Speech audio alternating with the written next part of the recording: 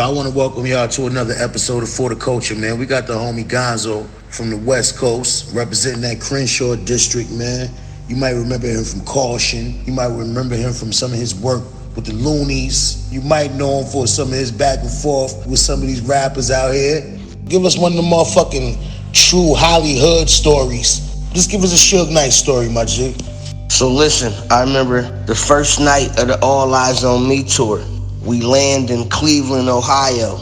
I never forget, Dan Marley, the basketball player, white boy Dan Marley, I guess they had practice or something at the Gund Arena.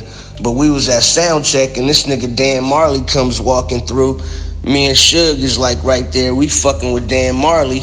All of a sudden, we see the niggas from Bone Thugs and Harmony. Now, mind you, these niggas got beef with the Dog Pound, but we in they city. These niggas show up to the concert deep, like ready for whatever. At that moment, Suge kind of like pulled them niggas backstage. The issue was resolved, regardless of what the media might have thought or what the fans may have thought. But that day back at Soundcheck, like right before the show at the Gund Arena, that shit was squashed. Now you said this was the All Eyes on Me tour. So we still on the All Eyes on Me tour. We just leave Cleveland. At this time, it was called Gund Arena, where the Cavaliers play at, you know what I'm saying? So, mind you, at this concert, Mike Tyson had just got out of jail. This nigga Mike show up to the concert with the tightest fucking jean suit I ever seen in my life. I'm talking about, you could see this nigga heartbeat. Fucking jean suit was hella tight. He had the collars popped up on him like Batman. Tight ass jean suit on looking like spandex. I said, this nigga Mike crazy as shit. Nigga Pac said, yo, when this song come on, bring this nigga on stage. So this nigga Mike acting hella crazy. I mean, just walking through on some straight savage shit, right? All of a sudden, you know, he's standing on the side of the stage watching the show. When the song come on, this nigga turned into a little, I don't know, the savage beast turned into a fucking kitten. Nigga was shy as hell to go on stage.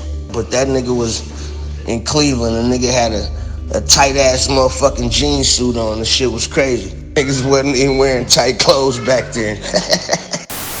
So, bro, we was talking about that little incident y'all had on the airplane, man. Let's get into that story real quick, man. I think that's something interesting that the people may want to hear, man. Let's get into that, bro. So, we partied a little bit after the fucking show.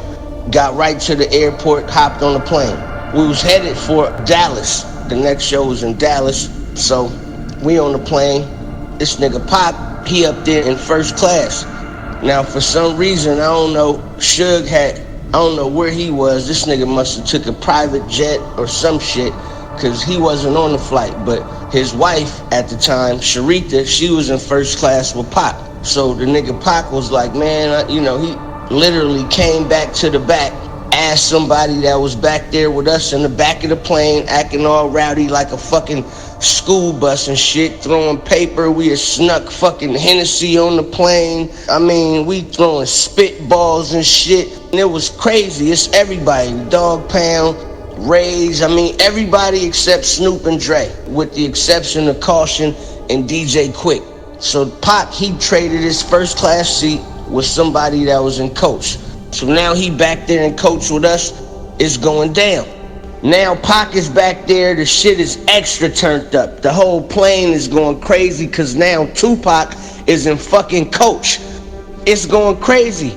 We didn't have cell phones that played music and shit back then, so it was kind of like motherfuckers was just back there just going crazy, and the whole plane is joining in now, to the point to where now we a fucking disruption. The pilot says, yo, we are crossing Raleigh, North Carolina. If you guys don't settle down, we're gonna drop y'all off at this airport right here. We like, what the fuck? We going to Dallas. The stewardess was like, nah, he's serious. If y'all don't settle down, they talking about kicking y'all off the plane. Now, mind you, this a black stewardess. She trying to get somebody on the plane some pussy, you feel me? So she trying to be hella cool while all these other white stewardess or whatever they wasn't trying to fuck with Pac. They was appalled that a nigga that was in their presence, you feel me, the all had worn away from him. Cause now we in the back acting hella niggerish. Now they mad as shit that Pop got the money. They mad as shit. They like, these motherfuckers, why did they give these niggas money? Black steward is still back there hella partying, serving drinks still, and whoop wamping the third. While they done already told her, don't service no more drinks, she throwing niggas shots. She don't even know we got Hennessy and vodka and all sort of shit passing around. White stewardess come back there. Her and Pop get into some exchange words. The other stewardess come back there. I'm happen to be sitting next to Danny Boy.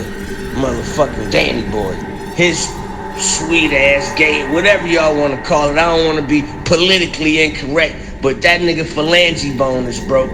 He talking to the motherfucking stewardess all crazy, and the bitch see the motherfucking Hennessy bottle. FAA rules say that you can't bring liquor on a motherfucking commercial flight. Not only did we have liquor, we had the fucking whole fifth. So that was the bitch's reason to ring the bell, snitch on a nigga, call the fucking captain, and let us off in Raleigh, North Carolina. Now we stuck like 30, 40 deep in the airport, in the middle of the motherfucking night, trying to find flights home, cause Suge, mad as a motherfucker, canceled the show in Dallas, and all this is leading up to Club 662 opening in Las Vegas. Now the opening night of Club 662, y'all find out the rest on part 3. This is West Coast Chronicles, man. Once again, this your boy Gonzo, tapping in on the info mines. Make sure y'all hit the subscribe button and check out my channel, you know what I mean, YouTube/Blockwise, you know what I mean, or you could just search Gonzo TV, man. Thanks, Timbo. I'll see y'all next time, man. Yeah. West Coast Chronicles, man, featuring the homie Gonzo. You already know, man. Make sure you go follow him. Follow his YouTube channel. Make sure you go check him out on all streaming platforms. But like I said, man, we want to thank the homie Gonzo for pulling up. And stay tuned, man. Stay tuned. Make sure y'all chat back in for shit finna get real interesting, man. Don't miss it.